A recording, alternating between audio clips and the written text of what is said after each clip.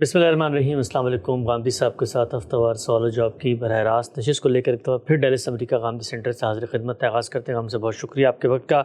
हमसे हमारी ये कोशिश होती है आपकी जानिब से सामने आने वाले मुख्तलिफ जो मवाक़िफ़ हैं उनको अहले इल्म जब पढ़ते हैं उनके जहन में कोई तरद्दुद, इश्काल, कोई भाम पैदा होता है, हम साहब की खिदमत में रखें और तालिबाना तौर पर जानें कि इस नुक्ता नज़र को अपनाने में उनका फ़िक्री सफ़र क्या है। हम साहब आपसे अक्सर ये गुफ्तगू हुई, आप ये फरमाते हैं कि वहदतुल वजूद का जो तसव्वुर हमारे यहाँ पाया जाता है वो शिरक है, और उसकी एक मुमासलत आप ये कहकर बयान करते हैं कि एक दूसरे पहलू से जब मसीहियों ने यही काम किया है तो उसको अल्लाह ताला ने ख़ुद कुरान मजीद में शिरक करार दिया है, तो हम इसको शिरक क्यों ना करार दें। एक आम पढ़ने वाला जो आपको पढ़ता सुनता समझता है वो कहता है भाई गांधी साहब चीज़ों की ताहलील करते हैं, हमारे आम तौर पे हर चीज़ को शिरक बिदअत करार दे दिया जाता है, एक वाहियाना सा स्टाइल होता है, आपने तकलीद की तो शिरक फिर नबूआ है। मैं जानना आपसे चाहता हूँ कि ये इतनी बड़ी बात आप फरमाते हैं और जो लोग वहदतुल वजूद के नज़रिए पे खड़े होते हैं, उम्मत के अवाखिर उलमा, ऐसे ऐसे अलमई, ऐसे ऐसे नाबग़ रोज़गार बुज़ुर्ग, और वो उसको ऐन तौहीद करार दे रहे होते हैं। चलें ज़्यादा से ज़्यादा आप ये कह सकते हैं कि जी मसलन आपका ये नुक्ता नज़र समझ में नहीं आता, ये गुमराही पे मबनी है, कुरान के ख़िलाफ़ है। उन लोगों को जो लोग एक नज़रिए को तौहीद की बुनियाद करार दे रहे होते हैं उसको शिरक करार दे देना, और वो जो मसीही शिरक करते हैं वो तो गैर मुस्लिम में मानते नहीं हैं, उनके साथ मुमासलत करार दे देना कि जिस तरह वो एक मामले में जसदी ज़हूर करार दे के शिरक करते हैं तो यहाँ कायनात को बनाए थे, तो बात को समझ में नहीं आती। शिरक और तौहीद ये इस बुनियाद पर तय होंगे कि मुसलमान फ़लाँ चीज़ को तौहीद कहते हैं और गैर मुस्लिम फ़लाँ चीज़ को शिरक कहते हैं या तौहीद कहते हैं, या ये कोई तसव्वुरात हैं जो इल्म व अक़ल पर मबनी हैं। तौहीद क्या है इसे अल्लाह ताला ने अपनी किताब कुरान मजीद में हर पहलू से वाज़े कर दिया है और जगह जगह ये बता दिया है कि अल्लाह के सिवा किसी को खालिक मानना, किसी को माबूद मानना, किसी को इस कायनात का बादशाह समझना, किसी के बारे में ये ख्याल करना कि वो इसके नज़्म उमूर में कोई दखल रखता है, ये शिरक है। कुरान मजीद ने इस शिरक की वजाहत इतने पहलुओं से की है कि उनका शुमार नहीं किया जा सकता। तमाम पैगंबरों की दावत जब खुलासे के तौर पर बयान की है तो यही कहा है कि उन्होंने आके ये कहा कि अल्लाह ही की बंदगी करो और अल्लाह के साथ किसी को शरीक ना ठहराओ। अल्लाह के साथ शरीक ठहराने का क्या मतलब है, इसको भी कुरान ने पूरी तरह वाज़े कर दिया। ये बता दिया कि किसी को अल्लाह की ज़ात से करार नहीं दिया जा सकता। ये भी बता दिया कि अल्लाह को भी किसी की ज़ात से करार नहीं दिया जा सकता। यानी ना आप ये कह सकते हैं कि उससे पहले कुछ था जिससे ख़ुद अल्लाह सादिर हुआ, और ना ये कह सकते हैं कि अल्लाह से फ़लाँ सादिर हुआ। हमारे यहाँ जो तौहीद की सबसे जामे सूरा है वो क्या कहती है, वो ये कहती है कि कुल हुवल्लाहु अहद अल्लाहुस समद लम यलिद व लम यूलद। यही बयान करती है।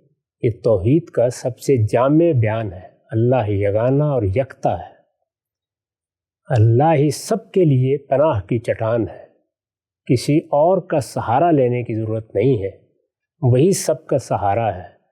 और अगली बात ये फरमाई कि ना वो किसी से सादिर हुआ है ना कुछ उससे सादिर हुआ है। ज़ात की हद तक वो यगाना है, यानी उससे पहले कुछ नहीं था कि जिससे सादिर होकर अल्लाह वजूद में आ गया, और उसके बाद कोई ऐसी चीज़ नहीं है जो उसकी ज़ात से पैदा हुई हो या उसकी ज़ात से सादिर हुई हो।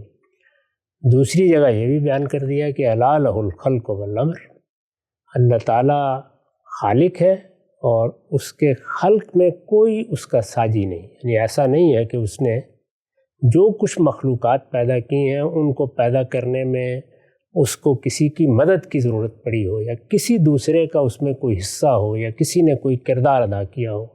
तो फरमाया अला लहुल खल्क़, सुनो ये सारा खल्क़ का अमल, जो बनाने का अमल हुआ है, ये तन्हा उसी ने किया है। और दूसरे ये कि बना दिया लेकिन इसका नज़म चलाने में फ़लाँ को ये हैसियत दे दी, फ़लाँ को ये हैसियत दे दी, ऐसा भी नहीं हुआ। अमर भी उसी के पास, यानी वो ही तन्हा इस पूरे आलम को चला रहा है, इसका नज़म उसी के पास है। ये तौहीद है जो कुरान मजीद ने बयान कर दी है। यानी ना अल्लाह की ज़ात किसी से है, ना अल्लाह की ज़ात से कोई सादिर हुआ है, खल्क़ بھی تنہا اسی نے کیا ہے اور نظم امور بھی تنہا وہی چلا رہا ہے۔ اس کے علاوہ بھی کوئی چیز توحید ہے تو وہ پھر کہاں بیان ہوئی؟ توحید تو یہی، یہ کسی کو کیا حق ہے کہ وہ اپنی طرف سے کوئی توحید کا تصور پیدا کرے اور پھر اس کو اللہ کی طرف منسوب کر دے؟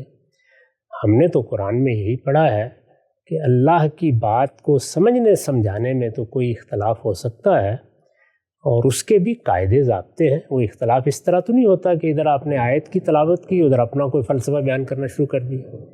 آپ کو بتانا پڑے گا کہ آپ جو رائے قائم کر رہے ہیں وہ قرآن مجید میں لفظ سے کس طرح نکلتی ہے، جملے کی تالیف سے کس طرح صادر ہوتی ہے، سیاق و سباق کس طرح اس کی تائید کرتا ہے۔ اگر ایسی کوئی بات آپ کہنے کی پوزیشن میں نہیں ہے تو پھر آپ اللہ پر افترا کر رہے ہیں، اور اس کو قرآن مجید افترا ہی کہتا ہے۔ وہ جگہ جگہ یہ کہتا ہے کہ اس بیان سے، یعنی جو اللہ نے بیان کر دیا اپنے بارے میں، اس سے ہٹ کر اگر کوئی بات کوئی اپنے کسی فلسفے کی بنیاد پر کہتا ہے تو یہ اللہ پر جھوٹ باندھنا ہے، افتراء علی اللہ ہے۔ اس سے بڑا جرم کیا ہو سکتا ہے؟ اسی وجہ سے پھر یہ بتا دیا کہ اللہ تعالیٰ ہر چیز کو معاف کر دے گا، وہ اس کو معاف نہیں کرے گا کہ اس پر اس طریقے سے جھوٹ باندھ دیا جائے۔ تو شرک اتنی غیر معمولی چیز ہے اور اس وضاحت کے ساتھ بیان ہو گئی ہے۔ تو اب اس میں مجھے کسی اور سے جاننے کے لیے سفر کرنا ہے کہ شرک کیا ہے اور توحید کیا ہے۔ پہلی بات جو اس میں کہی گئی ہے وہ یہ ہے کہ اللہ کی ذات سے کوئی چیز صادر نہیں ہوئی۔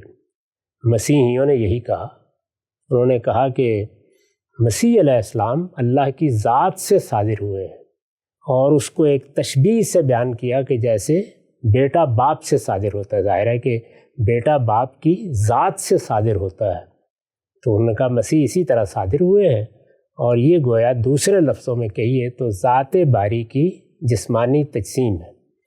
وہ کہتے ہیں یہ بالکل توحید ہے، یہ تو ہم توحید بیان کر رہے ہیں، ہم نے تو کوئی دوسرے کا ذکر ہی نہیں کیا۔ اصرار کرتے ہیں اس بات پر، لیکن اللہ تعالیٰ نے اس کو ماننے سے انکار کر دیا اور کہا کہ لقد کفر الذین قالوا، جنہوں نے یہ باتیں کہی ہیں انہوں نے شرک بھی کیا ہے، انہوں نے کفر بھی کیا ہے، انکار کر دیا۔ اس میں اور اس میں کیا فرق ہے کہ یہ پوری کائنات اللہ تعالیٰ سے صادر ہوئی ہے؟ یعنی وہاں تو ایک کے صادر ہونے پر اللہ تعالیٰ نے اس درجے میں اس کو ضلالت، گمراہی، شرک اور کفر قرار دے دیا، یہاں پوری کی پوری کائنات مسیح ہو گئی۔ اور آپ فرماتے ہیں کہ اس کے بارے میں بڑے بڑے لوگ کہتے ہیں تو کچھ نہ کہو، بس میں نے اتنی بات ہی کہی۔ اچھا ہم صاحب، انہوں نے جب یہ کہا مثال کے طور پہ اللہ تعالیٰ ذات باری کی جو تجسیم ہوئی ہے ایک جسدی ظہور میں، وہ مسیح علیہ السلام کی صورت میں ہو گئی ہے، تو اس کے بعد تو مسیح کو انہوں نے ساجی بھی تو سمجھا نا، مسیح کے بارے میں کوئی تصورات بھی تو قائم کیے۔ یہاں پر تو ایک بات، ساجی کس میں سمجھنا تھا؟ جب صادری اللہ تعالیٰ سے ہو گیا تو ساجی تو ہوتا ہے خلق اور امر میں، وہ دوسرا حصہ ہے۔ یہاں تو ذات سے صادر ہو گیا، یہ تو آخری درجے کا شرک ہے۔ جب یہ کہا جائے فلان چیز ذات سے صادر ہو گئی ہے تو وہ ذات ہی ہے۔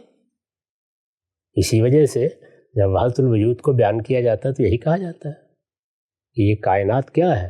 یہ کچھ نہیں ہے، اسی کوئی حقیقت، وہ بھی یہی کہتے ہیں۔ مسیح الگ سے کوئی وجود نہیں ہے، وہ تو اصل میں ذات خداوندی ہی کا صدور ہے، اسی کی تجسیم ہے، جس کو اقبال ریکنسٹرکشن میں اس طرح بیان کرتے ہیں کہ انائے مطلق یا ایک سپر ایگو ہے جس سے یہ ساری خودیاں صادر ہو گئیں۔ تو یہ صدور ہے، پروسیڈ کا لفظ استعمال کیا نا، یہ ناقابل قبول ہے، ہر درجے میں ناقابل قبول ہے، اس لیے کہ اللہ تعالیٰ اس کو گوارا کرنے کے لیے تیار نہیں۔ لم یلد ولم یولد، نہ وہ کسی سے صادر ہوا ہے نہ اس سے کوئی چیز صادر ہوئی۔ تو اب ہم سب آگے بڑھتے ہیں، وہ آگے بڑھ کے یہ کہتے ہیں کہ چلیے آپ نے ہمیں سورہ اخلاص سنا دی، ہم آپ کو قرآن کا ایک دوسرا مقام سناتے ہیں۔ اللہ تعالیٰ نے خود کہا ہے والاول والآخر والظاہر والباطن۔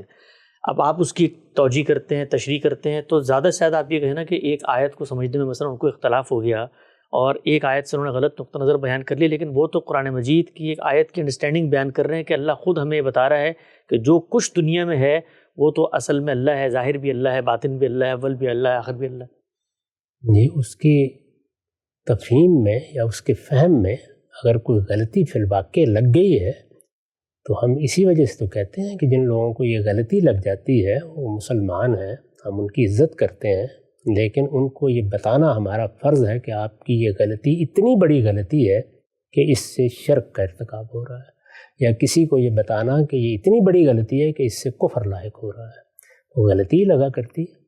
آخر جن لوگوں کو ختم نبوت کے بارے میں غلطی لگی ہے وہ بھی یہی کہتے ہیں کہ ہمیں غلطی لگ گئی ہے۔ تو غلطی لگ جانے پر میں نے الگ سے اپنا موقف بیان کر دیا ہے کہ جب تعویل کی غلطی سے آپ کوئی بات کرتے ہیں تو اس پر آپ کے لیے یہ ایک عذر ہے، تو اللہ کے ہاں جا کے پیش کر دیجیے گا۔ ہمارا کام تو یہ ہے کہ ہم یہ بتائیں کہ کیا چیز شرک ہے، کیا چیز کفر ہے، کیا چیز ضلالت اور گمراہی ہے، ہم یہی بتا رہے ہیں۔ اس سے آگے بڑھ کر میں نے کسی فرد پر کبھی کوئی حکم نہیں لگایا، نہ اس کے بارے میں کوئی فیصلہ کبھی سنایا ہے۔ کیوں نہیں سنایا؟ اس لیے کہ وہ یہ ماننے کے لیے تیار نہیں ہے۔ تو میں تو مسیحیوں کو بھی یہی کہوں گا کہ ان کو بڑی غلطی لگی ہوئی ہے، اللہ تعالیٰ نے بھی یہی کہا ہے، اور اسی لیے کہا ہے کہ ضلوا واضلوا، انہوں نے خود بھی گمراہی اختیار کی، دوسروں کو بھی گمراہ کیا ہے۔ جہاں تک آیت کا تعلق ہے، اس کی جو شرح خود رسالت مآب صلی اللہ علیہ وسلم سے منقول ہو گئی ہے، وہی لفظ کے مطابق ہے، وہی جملے کی تعریف کے مطابق ہے، وہی محل کلام کے مطابق ہے کہ یہ اصل میں زمان و مکان کی قیود سے اللہ کی نفی ہے۔ یہ صفات کا بیان ہے، نہ کہ اس کا بیان ہے کہ یہ کائنات اللہ بن گئی ہے۔ یہ کہا ہے کہ یہ کائنات تو زمان اور مکان میں گھری ہوئی ہے، زمان و مکان اس کا احاطہ کیے ہوئے ہیں۔ اللہ تعالیٰ کا معاملہ یہ نہیں ہے، وہ اول ہے، اس سے پہلے کوئی چیز نہیں ہے، وہ آخر ہے، اس کے بعد بھی کوئی چیز نہیں ہے، وہ ظاہر ہے، اس کے اوپر کوئی چیز نہیں ہے، وہ باطن ہے، اس کے نیچے کوئی چیز نہیں ہے۔ تو دو ظاہر اور باطن کے الفاظ میں مکان کی نفی کر دی ہے، کیونکہ یہاں تو ساری مادی کائنات مکان میں ہے، اور اول اور آخر ان دو الفاظ میں زمان کی نفی کر دی ہے کہ اللہ تعالیٰ کوئی جسم نہیں ہے تمہاری طرح، کوئی مادے کی طرح کا اور مادہ نہیں ہے کہ جس کے بارے میں تم یہ خیال کرو کہ وہ بھی اسی طرح کسی مکان میں ہوگا اور اس پر بھی کوئی زمان گزر رہا ہوگا۔ نہیں، وہ اول بھی ہے، آخر بھی ہے، ظاہر بھی ہے، باطن بھی ہے۔ اسی چیز کو رسول اللہ نے خود واضح کر دیا، نہیں لفظوں میں واضح کر دیا، اس کا ترجمہ میں نے آپ کو بتا دیا۔ صحیح تعویل یہ ہے، باقی کوئی غلط تعویل کسی بھی آیت کی کرتا ہے تو اس کی غلطی واضح کرتے ہیں ہم، لیکن اس غلطی سے جو نتیجہ نکل رہا ہوتا ہے وہ کیوں بیان نہ کریں؟ یعنی ختم نبوت کی غلط تعویل کر کے اگر نیا نبی بنایا جائے گا تو بتایا جائے گا نا یہ کفر ہے۔ بالکل ٹھیک ہے، وہ بھی آیت ہی کر رہے ہوں گے کوئی پیش۔ اچھا ہم سب یہ بتائیے گا کہ مسیحیوں نے تو چلیں ایک کام کیا، اس کا ایک نتیجہ نکلا کہ سیدنا مسیح کی وہ حیثیت پیدا ہوئی، اس کے بعد پھر کفارے کا عقیدہ ہے، اسی طرح سے نسخ شریعت ہو گیا، اسی طریقے سے الوہیت مسیح تثلیث کی بات ہوئی۔ یہاں جب دو چیزوں کو آپ دونوں قصوں کو ساتھ پریزنٹ کرتے ہیں تو یہاں تو زیادہ سے زیادہ آپ ہی کہہ سکتے ہیں نا بھائی ایک فلسفیانہ سا تصور تھا، صوفیاء کیا پیدا ہوا، انہوں نے جب غور کیا کائنات کے اوپر تو ایک بات تھی وہیں کی وہیں رہ گئی، اس نے آگے تو کوئی انڈے بچے نہیں دیے کہ جس کے بعد ہم مسیحیوں کے ساتھ ان کو اس شرک کی اس کو ختم لا کے کھڑا کرتے ہیں۔ وہاں تو شاید کوئی مردہ ہی انڈے بچے ہوں، یہاں تو زندہ پیدا ہو گئے ہیں۔ یہاں تو یہ مانا جا رہا ہے کہ اللہ تعالیٰ نے جو کائنات بنائی ہے، مخلوقات اس میں پیدا کی ہیں، پھر ان کو ایک امتحان میں ڈالا ہے، اس کے بعد ان کے اخلاقی وجود کے نتائج بیان کیے ہیں، یہ سارا ہی مزے کا خیز ہو گیا ہے۔ یہاں تو پورا دین ہی گیا ہے، تو اس لیے یہ کیسے قبول کر لیا جائے؟ یعنی پھر کیا چیز ہے یہ؟ جزا کیا ہے؟ سزا کیا ہے؟ اللہ تعالیٰ اپنے آپ کو جزا و سزا سے گزار رہے ہیں۔ یہاں تو سب کچھ ہی چلا گیا ہے، اس لیے چلا کیا گیا ہے اس پر نہ گفتگو کیجیے، وہ گفتگو نکلی تو پھر بات بہت دور تک جائے گی۔ تیرے نشتر کی زد شرحانے کیسے ناتواں تک ہے، اتنا ہی کافی ہے جتنا میں نے کہہ دیا۔ ٹھیک، آخری بات ہم سب جب آپ یہ بات کرتے ہیں، ظاہری بات ہے بڑے بڑے اکابر علماء، صوفیہ دین کے بھی بڑے علماء ہیں، ان کا بڑا درک ہے اس میں، وہ اس کی کچھ تعویلات بھی کرتے ہیں، وہ کہتے ہیں بھائی اچھا آپ یہ وجود میں کسی چیز کے حقیقی وجود کو ہم مان لیں، یہ شرک ہے، چلو ہم وحدت الشہود کا تصور پیش کرتے ہیں، تو ان کے یہاں بھی جو نظریہ ہے وہ تھوڑا ایوالو ہوا ہے، آگے بڑھا ہے، تو جو نئے نظریات انہوں نے وحدت الوجود کے پیش کیے اس میں یہ شرک کی انٹینسٹی جو ہے کچھ کم ہو جاتی ہے، ختم ہو جاتی ہے، یا آپ یہ وحدت الشہود اور وحدت الوجود دونوں کو ایک ہی بات سمجھتے ہیں؟ ظاہر ہے میں نے وحدت الوجود کے بارے میں اپنی کتاب میزان میں لکھا ہے، وحدت الشہود پر اس نوعیت کا کوئی تبصرہ نہیں کیا، اس کو میں ویسے لغو سمجھتا ہوں۔ اس کی وجہ یہ ہے کہ مجھے اس کی ضرورت کیوں ہے کہ میں یہ کہوں کہ توحید کا ایک درجہ وحدت الشہود بھی ہے، توحید کے تمام درجات قرآن میں بیان ہوئے ہیں اور اس میں ایسا کوئی درجہ بیان نہیں ہوا۔ بس اس کے بارے میں اتنا ہی کہتا ہوں۔